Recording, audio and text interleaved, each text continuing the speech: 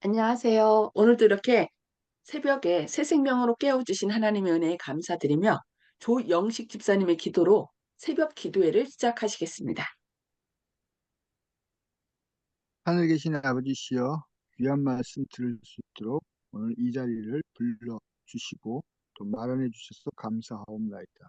매일매일의 삶에서 주님과 더욱 가까이 하여 마지막 때에 주님의 뜻을 잘 이룰 수 있는 저희 진정한 성도의 무리가 될 수 있도록 오늘 힘을 주시옵고, 말씀을 전하시는 이정 목사님께서 성령 충만함으로 저희 모두에게 은혜가 되는 말씀을 내려주시옵소서. 성령 하나님의 인도하심을 조차 아버지 여호와 하나님께 예수 그리스도 이름 받들어 이 기도 올리옵나이다. 아멘. 아멘. 네, 감사합니다. 오늘은 치료봉사 중 새벽 기도회 제1장 세 번째 시간 형제의 사랑에 대하여 함께 말씀을 살펴보고 서로 나누도록 하겠습니다. 형제의 사랑. 그리스도께서는 국적이나 계급이나 신조를 구별하지 않으셨습니다.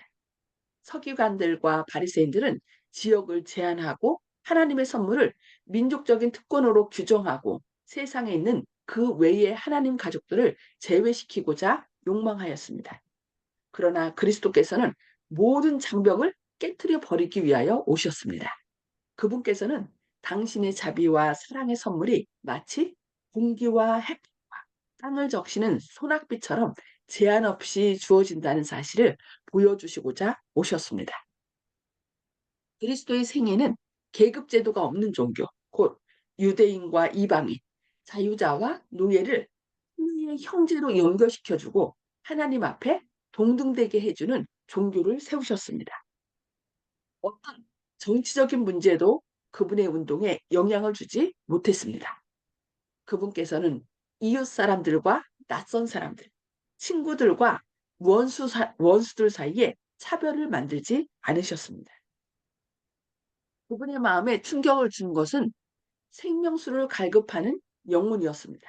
그분께서는 어떤 사람도 무가치하게 버리지 않으시고 모든 사람들에게 치료제를 적용시키고자 노력하셨습니다.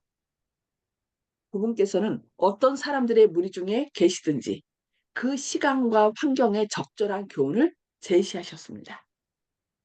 사람들이 그들의 동료들에게 나타낸 모든 무관심과 모욕은 다만 그들에게 당신의 신성과 인성을 겸한 동정이 필요하다는 것을 더욱 깨닫게 주셨습니다. 그분께서는 가장 거칠은 사람들과 가장 소망 없는 사람들에게 희망을 넣어주고 그들에게 흠없이 유익한 사람이 될 수 있다는 보증을 주고 그들이 하나님의 자녀로 생애할 수 있는 품성을 얻게 해주셨습니다. 실제로 그분께서는 사단의 지배 아래에 들어가 그 올무에서 벗어날 힘이 없는 사람들을 만나셨습니다. 낙심되고 병들고 유혹받고 타락한 그와 같은 사람들에게 예수님께서는 가장 부드러운 자비의 말씀, 곧 그 사람들에게 필요하고 그들이 이해할 수 있는 말씀을 하시곤 하셨습니다.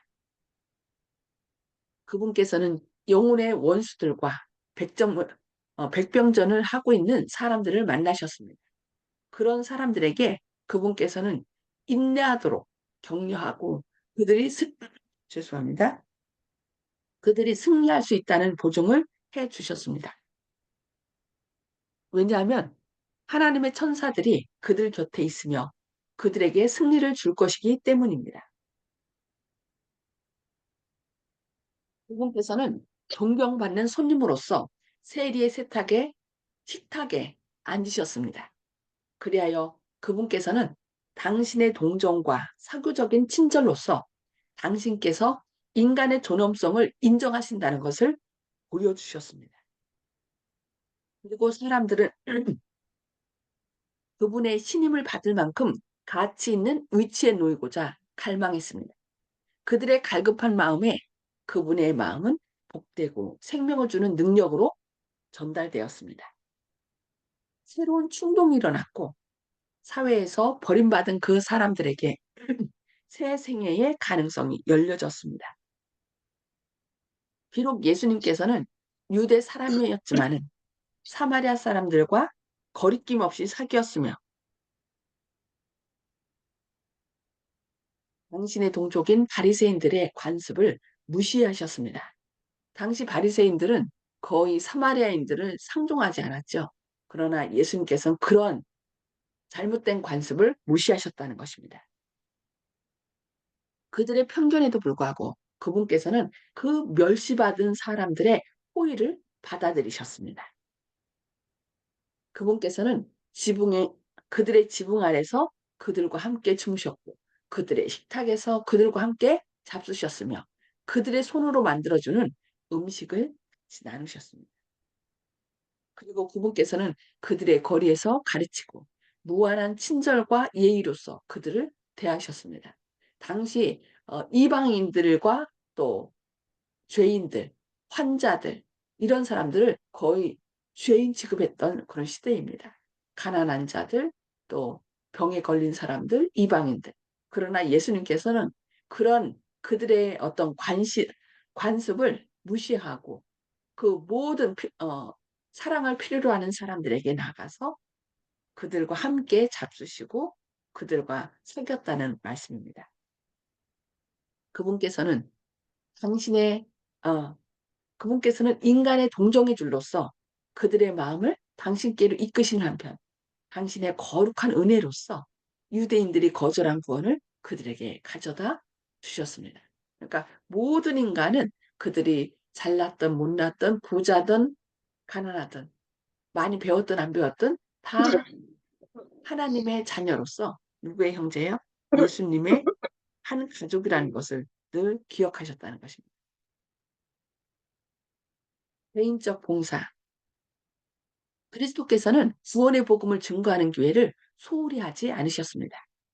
그분께서 사마리아 여인에게 하신 놀라운 말씀을 들어보십시오.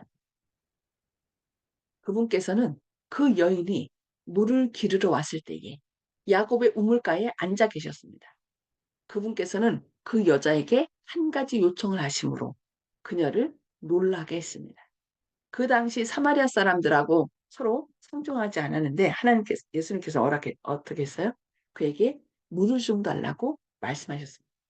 그분께서는 시원한 물 한 모금을 얻고자 하셨으며 또한 생명의 샘물을 그 여자에게 줄 수 있는 길을 열고자 원하셨습니다. 그러니까 도움을 요청함으로 그 사마리아 여인을 어떻게 높이신 거죠. 스스로 을이 된 것입니다. 그러자 그 여자는 당신은 유대인으로서 어찌하여 사마리아 여자인 나에게 물을 달라 하나이까라고 말했습니다. 이는 유대인이 사마리인과 상종치 아니하였기 때문이죠. 그러자 예수님께서는 대답하셨습니다. 네가 만일 하나님의 선물과 또 내게 물 좀 달라 하는 이가 누구인 줄 알았더라면 네가 그에게 구하였을 것이요 그가 생수를 너에게 주었으리라. 이 물을 먹는 자마다 다시 목마르려니와 내가 주는 물을 먹는 자는 영원히 목마르지 아니하리니 나의 주는 물은 그 속에서 영생하도록 솟아나는 샘물이 되리라. 요한복음 4장 7절 14절에 있는 말씀입니다. 그리스도께서는 이 한 여자에게 얼마만큼 지대한 관심을 나타내셨습니까? 그분의 말씀은 얼마만큼 열렬하고 웅변적이셨습니까? 그 여자는 그 말을 들었을 때에 그는 물동이를 버려두고 마을로 뛰어가서 그의 친구들에게 나의 행한 모든 일을 내게 말한 사람을 와보라. 이는 그리스도가 아니냐 하고 말하였습니다. 우리는 그 동리 중에 어느 사마리아인이 예수를 믿는지라는 말씀을 요한복음 4장 29절, 39절에서 읽을 수 있습니다. 그리고 그 말이 그 당시부터 여러 해를 지나면서 영혼을 구원하는 데 큰 역할을 한 그 가마력을 누가 감히 평가할 수 있을 것입니까? 어디에서나 진리를 받고자 마음을 여는 사람이 있는 곳이면 그리스도께서는 그들을 교훈하시고자 하십니다. 이 사마리아에도 예수님께서 지나가야 하는지라 일부러 가셨다는 것을 우리에게 말씀해 주고 계시죠. 그분께서는 그들에게 하나님 아버지를 보여주시고 마음을 아시는 그분께서 받으실 만한 봉사가 무엇임을 말씀해 주십니다. 그와 같은 사람들에게 그분께서는 비유를 사용하지 않으십니다. 믿지 않는 사람들에게는 비유를 사용해서 사람들이 그것을 이게 뭐야 하면서 깊이 생각하도록 했지만 이 사마리아 여인에게는 어떻게 했어요? 직접 예수님께서 내게 말하는 내가 그로다. 내가 메시아다라고 직접 말씀해 주신 것을 알 수 있습니다. 예. 오늘 말씀 여기까지 보도록 하고요. 나눔의 시간을 갖도록 하겠습니다. 음수고를 다 해제해 주시고요. 오늘 말씀 우리의 형제이신 예수님과 또 개인적인 봉사를 하신 그 사건을 통하여 우리가 어떻게 해야 되는지 우리도 성령님께서 우리에게 깨우쳐 주신 말씀을 이 시간에 함께 나누도록 하겠습니다. 송수복 집사님, 네, 예수님께서는 사람을 구별하지 아니하시고 죄 있는 사람과 더 가까이 하셨다는 말씀에 많은 은혜 받았습니다. 감사합니다. 아멘. 네, 우리는 자꾸 그 외모를 통해 사람들을 구별하죠. 아, 이 사람은 좀 가까이 해도 되고, 아, 이 사람은 좀, 아유, 가까이 하면 내가 손해볼 것 같아. 그러나 예수님은 그렇게 안 하시고, 오히려 더 어렵고 힘들고, 또 상처받은 사람들에게 더 가까이 가셨다고 말씀하셨죠. 네, 감사합니다. 조영식 집사님, 음수거 해제해 주시고 말씀해 주세요. 예, 어, 오늘은 제가 이제 오늘 말씀 나눈 대목 중에서 그 사마리아 여인에게 주님께서 내가 주는 이제 물을 먹는 자는 다시 그 목마르지 않겠다, 갈증을 일으키지 않겠다는 그 말씀이 가장 와 닿았는데요. 어떻게 이제 이 부분을 이제 그 해석하고 이제 설교하시는지 각각 이제 조금씩 차이가 있을 수 있겠지만 저는 오늘 이 생각이 떠올랐습니다. 어, 세상 사람들에게 아이가 자신의 자녀가 어떤 세상에 어떤 이치를 물었을 때 아빠나 엄마들이 모른다고 얘기할 수 있는 경우가 많이 있거든요. 자기가 일하는 각 분야에 대해서 물어본다면 물론 자신 있게 얘기하겠지만 세상의 이치에 대해서 인생에 대해서 물어본다 그러면 애매하게 철학에 인용해서 얘기를 한다든가 그러나 그래도 확실하게 딱 손에 잡히는 그런 대답은 아닐 것인데 주님께서 말씀하신 이 의미가 저는 확실히 이해가 됩니다. 왜냐하면 제가 예전에는 무엇인가에 대해서 이제 질문을 많이 하는 입장이었는데 주님을 믿고 재림교회에 와서 공부를 하고 나서는 모든 것이 명확해졌고 궁금한 것이 거의 없습니다. 그래서 누가 인생에 대해서라든지 좀 물어본다 그러면 자신에게 얘기해 줄 수 있다. 그것은 제가 잘나서가 아니라 주님께서 성경에 계시한 그 내용이 확실하기 때문에 인생의 처음부터 끝까지 주님께서 인도하고 계시고 시작과 끝을 또 주님께서 제시하셨기 때문에 막힘없이 대답할 수 있겠다.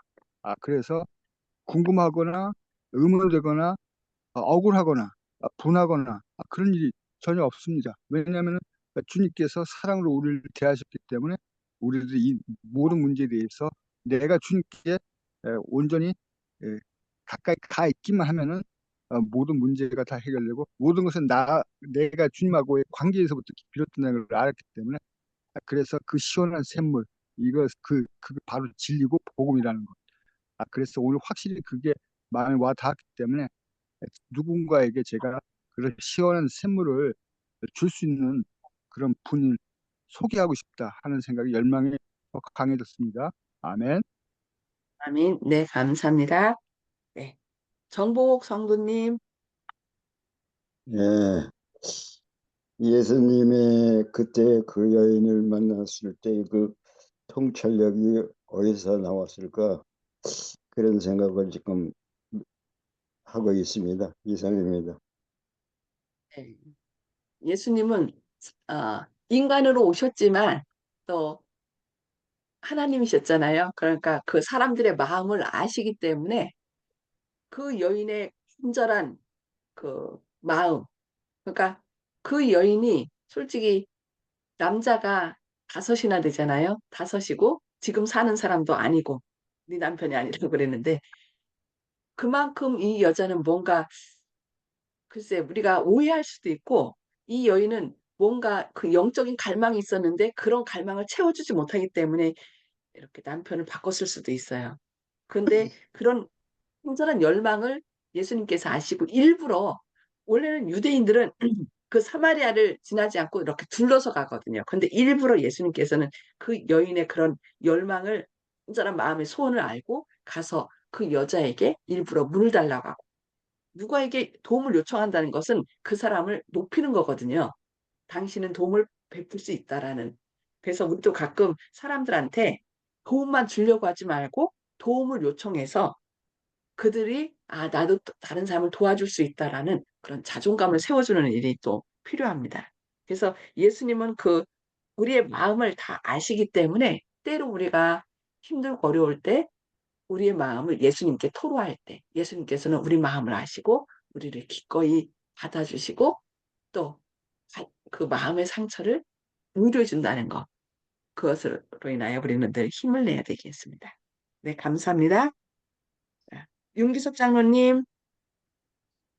예, 오늘 말씀 가운데서 예수님은 꺼리낌 없이 사귀었다 이런 말이 있거든요. 요, 어떤 사람들이냐면 세상 사람들이 다 손가락질하고 이렇게 나쁘게 평하는 사람들이거든요. 죄인이라는 사람들, 이방인이라는 사람들, 뭐 이렇게 사마리아 사람들도 포함되지만 그런데 그 사람들과 정말 진짜 친구가 된 거죠. 우리들은 친구를 사귈 때도 좀 이렇게 가리는 그런 성향들이 있고 또 나한테 도움이 되는 사람들, 좋은 사람들 만나고자 하는데 예수님은 그것이 아니라 도움이 필요한 사람들에게 찾아간 그런 모습들을 보게 돼요. 그래서 그 사람들 오늘 그 스토리 말씀 가운데 그 사람들은 정말 하나님과 친해지기 위해서 정말 그 마음 가운데 갈망이 있었다 이렇게 그런 말씀도 있어가지고 우리가 사람들을 볼 때 어떻게 봐야 할 것인가, 어떤 사람들이 친구를 맺어야 될 것인가 하는 것들을 생각해 보게 됐고요. 사실은 이제 집에만 거의 생활하기 때문에 어머니하고 또 애들도 있고 그러지만 세상 사람들하고 친구를 맺는 일에 우리가 소홀했던 또 그런 또 어, 생각을 하게 됩니다. 그래서 조금 더 열심히 어, 예수님처럼 좀 소외된 사람에게 다가갈 수 있는 또 제가 됐으면 좋겠습니다. 이상입니다. 아멘. 네, 감사합니다. 저는 오늘 말씀 가운데 예수님은 어쨌든 국적이나 계급이나 신조를 구별하지 않으셨다는 거. 우리는 아, 저 사람이 교회 다녀? 아니면 절에 다녀? 뭐, 또 우리 교인이야? 아니야? 이런 걸 갖고서 이제 자꾸 사람들하고 이제 담을 쌓거든요. 근데 예수님은 그들이 무엇을 믿는지 또 어떤 계급인지 어떤 나라 사람인지 그것을 구별하지 않으셨다는 거예요. 그러니까 모든 장벽을 깨트려 버리기 위하여 오셨다. 그리고 가장 거칠은 사람이랄지라도 우리는 거칠은 사람은 어, 일부러 안 가잖아요. 그런데 그들에게도 우리가 존중하는 마음으로 그들을 대하면요. 그들은 우리한테 해코지 안 하더라고요. 그래서 우리가 거치는 사람일지라도 또 가장 소망이 없는 사람들이라 할지라도 그들에게 희망을 넣어주고 또 그들에게 흠없이 또 유익한 사람이 될 수 있다는 보증을 당신도 이렇게 망가진 사람이 아니라 가장 존귀한 사람이라는 것을 우리가 그들에게 또 희망을 불어넣어주는 그런 제가 되기를 원합니다. 네, 오늘 말씀 여기까지 나누도록 하고요. 함께 기도해요. 제목, 기도 제목 나누는 시간을 갖도록 하겠습니다. 잠시만요. 이거를 닫고 다시.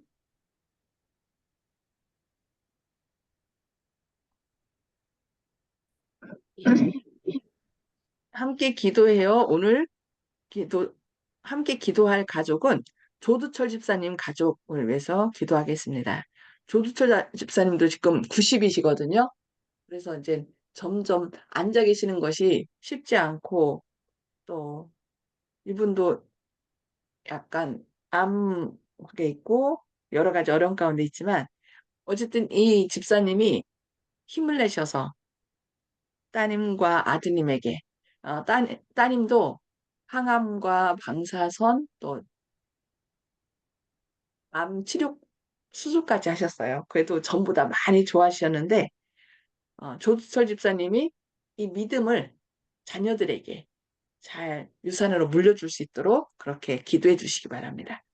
네, 송수폭 집사님 기도 제목 말씀해 주세요.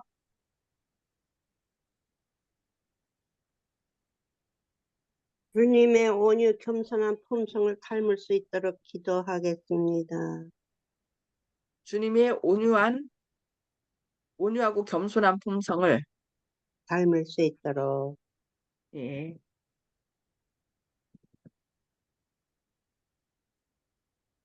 겸손한 품성을 닮을 수 있도록. 자, 성복 성도님, 예, 근래에 지금 이사야서를 공부하게 되었는데 그전보다 이 이사야서를 목사님께서 설명하실 때 아주 좀 긴장을 해야겠다, 좀 열심히 배워야겠다 하는 그런 생각을 했는데 이 그런 마음이 흩어지지 않도록 여러분이 기도해 주십시오. 음, 말씀을 열심히 공부하고자 하는 마음이 흩어지지 않도록 그렇게 할게요. 네. 말씀을 열심히 공부자 하는 마음이 흩어지지 않도록. 윤장로님, 오늘은 우리가 이웃 집에 사는 사람들과 좋은 관계, 친구 관계를 맺을 수 있는 그렇게 기도했으면 좋겠습니다. 있도록 이웃집에 사는 사람들과 좋은 좋은 관계를, 관계 맺을 수 있도록 관계를 맺을 수 있도록. 그렇죠. 날마다 회사 다니고 내일이 바쁘다 보면 옆집 사람이 누군지 잘 모르는 경우가 많죠, 요즘은. 네, 좋은 관계를 맺어야 또 우리가 전도할 수 있는 것 같습니다. 네, 조영식 집사님. 제가 조영식, 목사님 채팅창에 예, 예. 올렸는데. 네네. 음,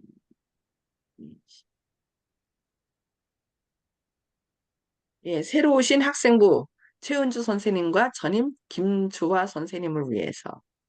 네. 제가 이제 저 김주아 이정화. 선생님께는 김주아 선생님께는 가시기 전에 제가 이제 대증 투척하고 간증 USB를 전했습니다. 그러면 그분은 오셨어요? 김주화 선생님은? 예?